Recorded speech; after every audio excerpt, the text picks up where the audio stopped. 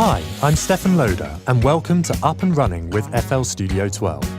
FL Studio is a digital audio workstation similar to Logic, Ableton Live, Pro Tools and Cubase. In this course, I'll introduce you to the user interface of FL Studio. I'll also be showing you several methods for building a basic drum beat, from slicing samples out of loops to recording in MIDI using Drumax. We'll be looking at sound design as well, with some of the plugins that come with FL Studio. Next, we'll look at how to arrange and edit MIDI clips and how to use automation and audio clips to further develop your project. Then, I'll show you how to add effects, delay, and other plugins, as well as some more advanced techniques like sidechaining and using send buses. And finally, I'll show you how to share your song with the world.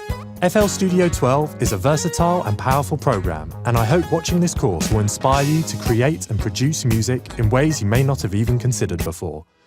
So let's get you up and running with FL Studio 12.